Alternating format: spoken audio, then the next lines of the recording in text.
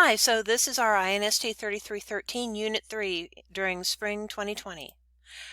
Today's topics are going to be the Teacher Self-Inspiration Map, the Google Sites course e-portfolio, Draw a Teacher, and of course your weekly reflection blog. Notice everything is meant to be due on February 10th. For the first assignment, the Inspiration Map.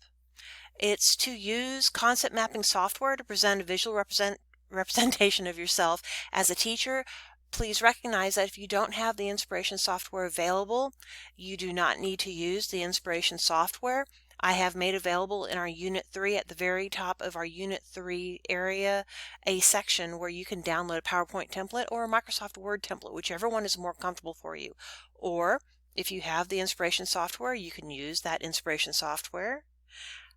Or if you want to use another environment in order to create the concept map, that's absolutely fine as well. So, free alternatives to inspiration software. If you want to create a concept map and you don't want to use inspiration software, we have innumerable tools that are available to you to use. Simple Mind, Free Mind, Xmind, CMap tools, all of these are very viable. Mindomo especially is one that I see a lot of people using that you can choose. Again, you can still use the Microsoft Word template or the Microsoft Slideshow template, PowerPoint template, and that's absolutely acceptable. This is the idea within inspiration software, what the template's going to look like. You're going to have a picture of yourself in the center, and then you're going to have the dispositions, all of the 5 dispositions surrounding your picture, and then the different attributes from each of the dispositions. You're going to choose at least 2 attributes from each disposition to add in. And for each of those attributes, you're also going to have a graphic image that reflects what the attribute means to you. So that was the concept mapping assignment. Again, I would urge the implementation of the Slideshow, Microsoft PowerPoint, or the Microsoft Word templates that I already made available to you. But if you want to use the inspiration template, feel free. If you want to create your own, feel free. But please do ensure that you have a picture of yourself in the center with your name, all 5 dispositions designated, and then off of each of the dispositions, you're going to have at least 2 attributes noted from that whole disposition list that we've been working on. Along with, for each of the attributes, you're going to have an image added in. So, Google Sites eFolio. Please go to sites.google.com. You already have a Google Gmail account, so you can use that to log in. You're going to go to sites.google.com. You're going to ensure that you use the Classic Sites interface. Make sure you use Classic Sites. They have a lovely new interface. Don't use that. Use the Classic Sites interface.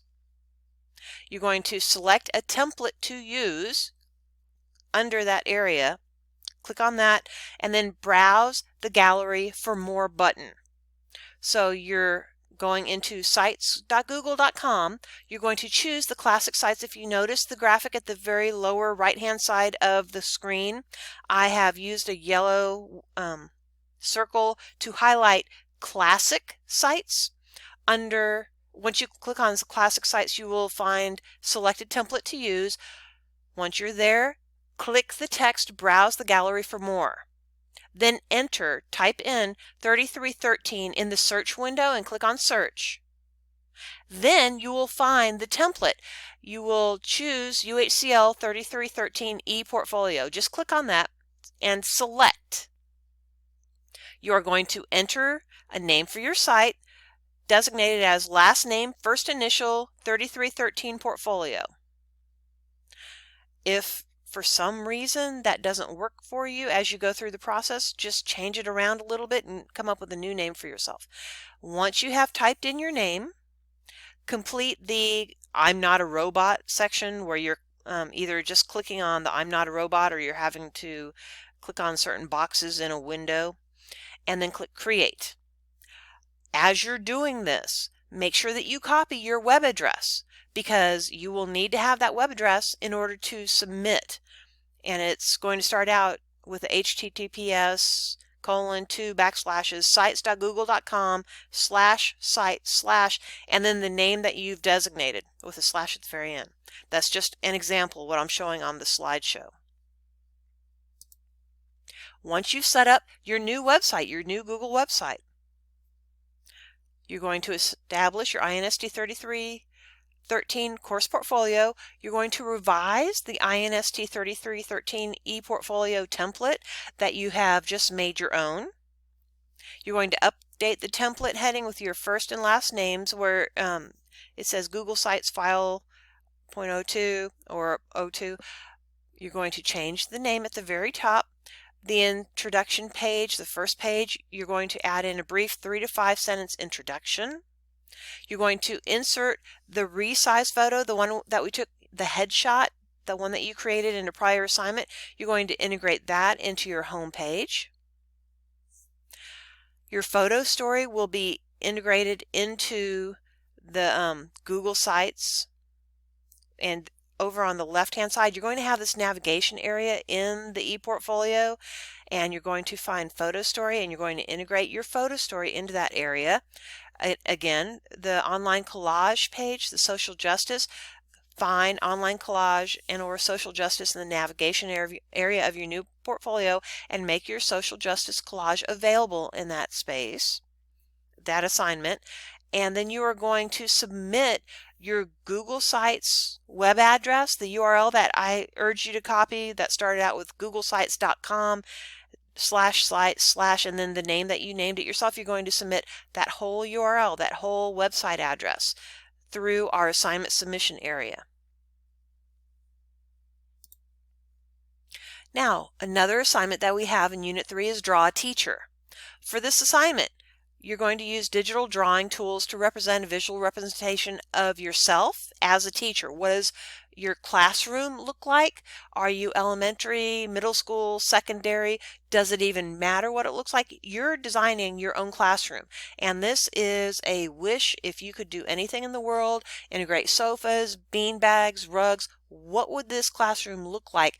That would be the ultimate view of how you would want your classroom to look. Make sure that you review the professional dispositions because there is a downloadable template that you're going to use in the Draw a Teacher assignment, and you're going to integrate your picture, the drawing, into this Word document as well as answering the questions below. And the questions below have to do with professional dispositions, that engaging the different professional dispositions and what that looks like. So digital drawing tools, Be Funky is one that a lot of people choose to use. There are all these others to choose from. Many of our colleagues this time use Classroom Architect because a lot of people use it in another class. So there's nothing wrong with using that. For fair warning, for Classroom Architect, you may need to take a screenshot and then crop that screenshot in order to integrate into your Word file. And again, for drawing the teacher, include in the drawing yourself as the teacher, students as the learners. What does your classroom actually look like?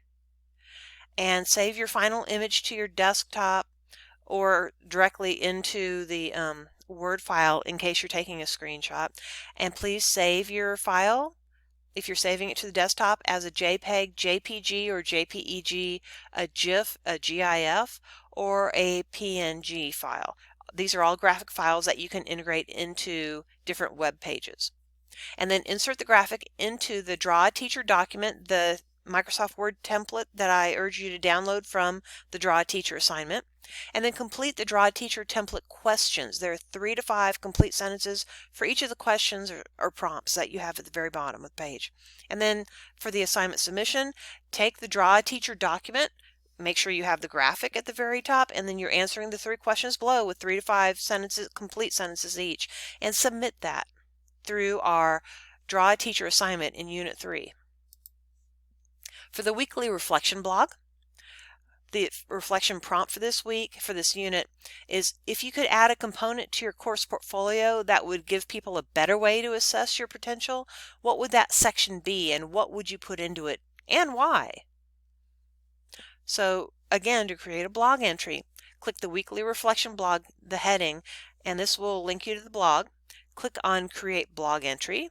enter the number of the unit, Unit 3, in the title field, and enter your responses for the reflection prompt in the entry message area. So notice that for the next couple of units, Unit 4 and Unit 5, they will be online specifically.